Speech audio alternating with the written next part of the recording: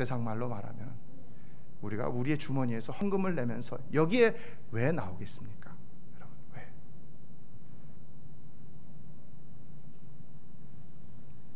우리가 하나님을 선택하는 것이 아니라 하나님이 우리를 찾아오셔서 우리가 하나님을 만났기 때문에, 그래서 그 놀라운 신비로운 하나님을 우리가 지금 신앙하고 있다는 것입니다. 그러나 교회를 아무리 오래 다녀도 하나님을 경험하지 못하고 지식적으로만 하나님을 알고 믿는 사람들이 있습니다. 그래서 하는 말마다 사변적입니다. 죽어 있습니다. 또 잘못된 지식에 근거를 두고 있습니다. 2000년 전 초기 교회에서도 이런 자들은 있었는데 바로 영지주의자들은 이런 말을 썼습니다. 이들은 하나님으로부터 오는 직접적이고 비밀스러운 지식을 이야기하면서도 정작은 그들이 믿어야 할 예수 그리스도를 믿지 못했다는 것입니다. 왜 그렇습니까? 그들은 바로 하나님 사랑의 핵심인 그들의 죄를 위해 친히 십자가에서 죽으시고 부활하신 예수 그리스도를 만나지 못했기 때문이라는 것입니다. 어느 날 영국의 유명한 설교가 찰스 스펄전 목사님이 길을 가고 있었습니다. 그런데 보니까 어느 어린아이가 새 장을 들고 가는데 새 장 안에 있는 그 한 마리의 새를 갖다가 아주 괴롭히고 있더라는 것입니다. 이리도 흔들고 저리도 흔들고. 그래서 목사님이 너무 안타까운 마음에 아이에게 물었습니다. 얘야, 너 그 새를 어떻게 하려고 그러니? 그랬더니 아이가 대답했습니다. 좀 괴롭히다가 죽여버리려고요. 목사님이 충격을 받았습니다. 새가 너무 불쌍해서. 그래서 이제 그 아이에게 돈을 주면서 그 나에게 팔지 않겠니? 그래서 새 장을 샀습니다. 그러고 난 다음에 즉시로 그 새 장의 문을 열어갖고 새를 날려버렸습니다. 어떻게 됐을까요? 새가 자유를 얻은 것이죠. 그리고는 그 다음 주일 부활주일이었는데 이 스펄전 목사님이 그 빈 새 장을 들고서는 강단에 서서 이렇게 설교를 하셨다는 것입니다. 여러분, 우리의 원수 악한 마귀는 우리를 괴롭히다가 죽이려고 했습니다. 그러나 하나님은 우리를 불쌍히 여기셨습니다. 그래서 하나님은 그의 독생자 예수를 엄청난 대가로 지불하고서 우리를 이렇게 자유롭게 하셨습니다. 여러분, 우리는요 죄에 매어 고달픈 인생을 살고 있습니다. 왜요? 사단 마귀가 우리를 새 장 안에 가두고서 이리저리 돌리고 우리를 너무나도 힘들게 하기 때문에 그렇다는 것이죠. 그런데 사랑 많으신 하나님께서 그것을 보시고 사단 마귀에게 얘야, 내가 값을 지불할 테니까 그걸 나에게 좀 팔지 않겠느냐? 하나님, 나에게 무슨 값을 지불하려는데요? 내 아들의 핏값을 지불하겠다. 그래서 당신의 아들 예수 그리스도를 이 땅에 보내셔서 십자가에서 죽게 하심으로 그 핏값으로 새 장에 갇힌 것과 같은 우리를 사셔서 우리에게 진정한 해방을 허락해 주셨다는 사실입니다. 놀라운 것이죠. 그러므로 이제는 누구든지 영접하는 자, 곧 그 이름을 믿는 자들에게는 하나님의 자녀가 되는 권세를 주셨다고 했습니다. 이제는 우리 홀로가 아닙니다. 이제는 하나님이 우리와 함께 하시는데 우리의 아버지로서 아버지로서 함께 하신다는 것입니다.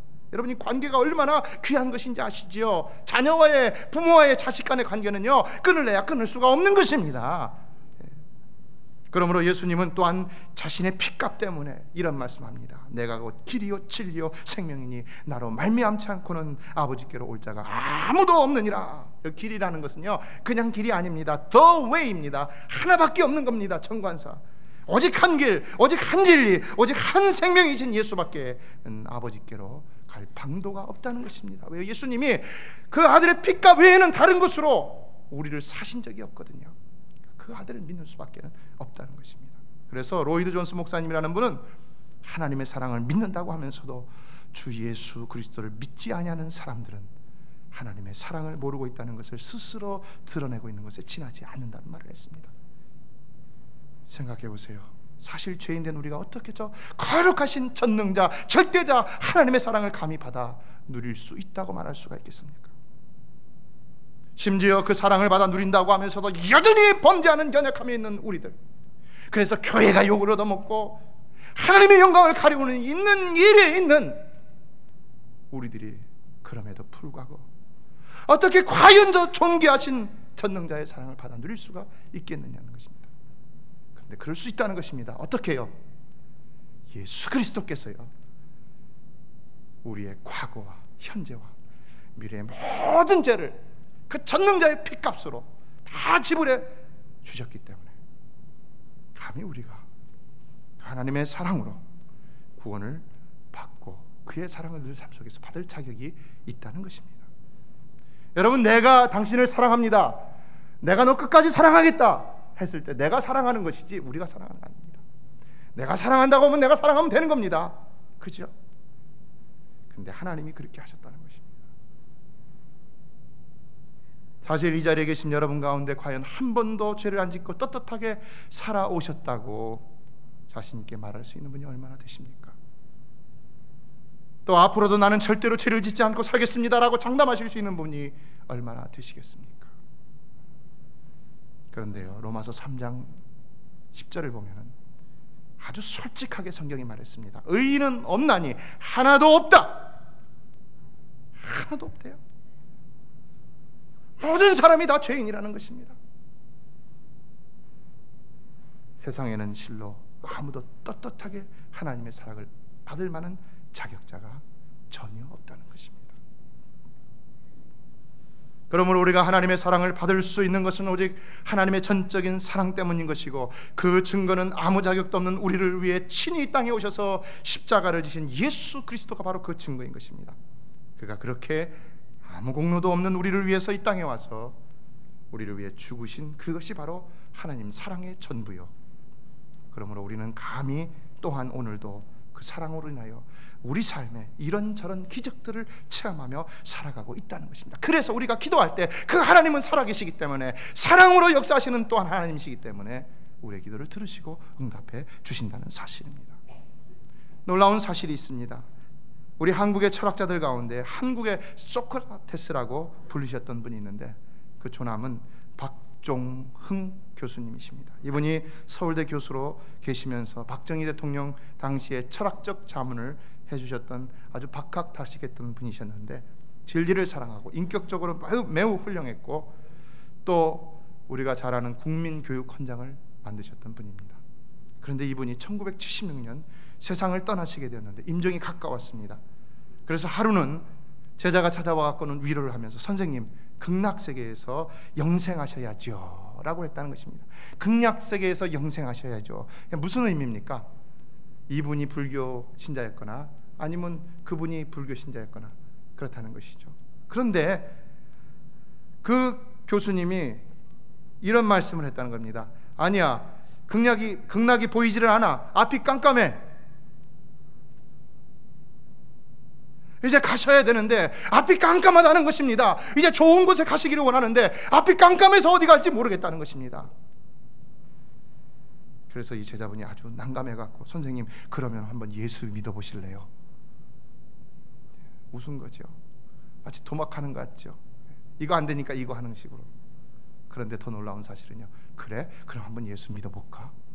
그래갖고는요, 세문안교회 강신명 목사님 모셔다가 요한복음 3장 16장 읽고 난 다음에 예수 믿고 거기서 세례를 받았다는 것입니다. 할렐루야. 그런데요, 그리고 난 다음에 이분이 세상을 떠나시면서 마지막으로 유언을 남기셨는데 이렇게 남기셨다는 것입니다. 내가 죽으면은 장례식을 기독교식으로 해라. 내가 죽으면은 장례식을 기독교식으로 해라. 무슨 말이겠습니까? 전에는요, 죽으려고 할 때 앞이 캄캄해서 아무것도 안 보였는데 이제 예수 믿고 나니까 가려고 하니까 앞이 환하게 열렸다는 것입니다. 할렐루야. 여러분, 예수 믿으면 천국이 눈앞에 열리게 될 줄로 믿습니다. 극락은 없지만 천국은 확실히 있다라는 것입니다. 제 말이 아닙니다. 이분의 삶을 말씀드리는 것입니다. 히브리서 9장 27절의 성경 말씀을 보면, 한 번 죽는 것은 사람에게 정하신 것이요 그 후에는 심판이 있으리니라고 했습니다. 인생은 모두 다 죽는데 죽은 후에는 반드시 천국을 갈지 지옥을 갈지 결정을 짓는 심판이 있다는 것입니다. 그런데 지옥 갈 사람이 죽게 되었을 적에 심판을 받는다면 그 앞이 환하게 열릴 수가 있겠습니까? 과연 열릴 수가 없는 것이죠. 어느 교회 목사님이 위암으로 병원에 입원 중이었는데 병실 문 앞에는 면회 사절이라는 그런 글귀와 함께 이런 글이 붙어 있었다고 합니다. 다만 불신 친구나 친지는 가함, 예수 안 믿는 친구나 예수 안 믿는 친척은 면회를 해도 괜찮습니다. 이상하죠? 예수 믿는 사람이면 예수 믿는 사람 보러 들어오라 되는데 그러지 않고 예수 안 믿는 사람 보러 들어오라 했다는 것입니다. 근데 마침에 그때에 당시 예수 안 믿는 친구분이 찾아왔다는 것입니다. 그래서 들어갔어요. 말합니다. 좀 어떻습니까? 목사님이 대답합니다. 죽을 병에 걸렸습니다. 누구나 한 번은 죽을 병에 걸리는 법인데 내가 조금 먼저 걸린 셈이죠. 또 물었습니다. 그런데 어째서 기독교 신자에게는 사절된 면회가 예수 안 믿는 나에게는 이렇게 허락이 되었습니까? 그때에 그 목사님이 친구분의 손을 꼭 잡고는 눈물을 흘리면서 이렇게 말씀하셨다는 것입니다. 신자는 다 천국에서 다시 만날 수 있지만은 자네 같은 불신자는 다시 만날 수 없지 않은가?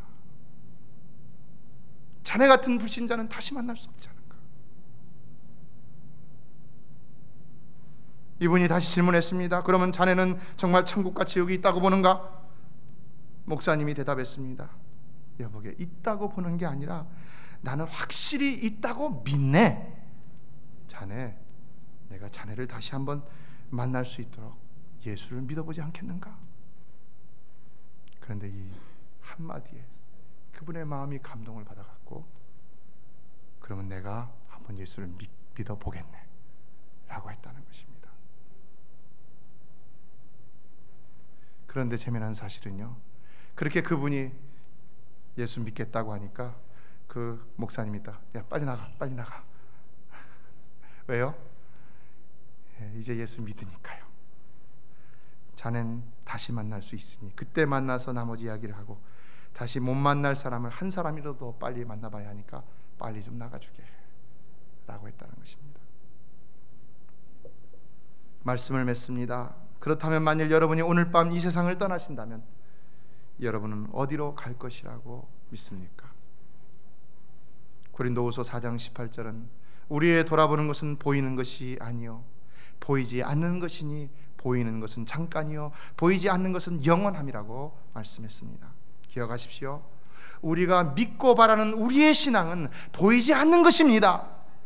결코 보이는 것이 아닙니다. 보이지 않는 것입니다. 우리는 잠깐 있다가 사라질 이 세상을 위해서 신앙생활하는 것이 아닙니다. 뭐 좀 주세요, 뭐 좀 주세요, 뭐 달라고 신앙생활하는 사람들이 아닙니다. 우리는 그렇게 구차한 신앙생활하는 사람들이 아닙니다. 우리는 저 영원한 천국을 믿고 영생을 믿으며 바라봄으로 소망 가운데 신앙생활을 하는 사람들이라는 것입니다. 그럼 여러분 어떻습니까? 우리와 함께 한번 해보고 싶지 않습니까? 저의 소원이 있다면요, 저의 유일한 소원은 이 세상 모든 사람들이 예수 믿고 인생에서 그 삶이 그치는 것이 아니라, 그래서 그 다음에는 지옥에 가는 것이 아니라 다 예수 믿고 저 영원한 하늘나라에 가서 영원토록 영생 복락을 누리는 것입니다. 그래서 저는 목사가 됐고, 그래서 오늘 우리는 여러분을 이 자리에 초청하게 된 것입니다. 그렇다면 어떻게 하시겠습니까? 마지막으로 부탁드립니다. 이 자리에 계신 여러분 모두는 하나님의 사랑이 베푸신 유일한 천국길인 예수 그리스도를 믿으심으로 잠시 후 이 세상을 앞서거니 뒤서거니 떠나실 때에 다 저 천국에서 다시 만나 뵙기를 소원하며, 또한 그 믿음과 소망으로 하늘나라 가기까지도 늘 그 하나님의 사랑이 여러분을 보호하시는 복된 삶을 사시게 되기를 주님의 이름으로 축원합니다.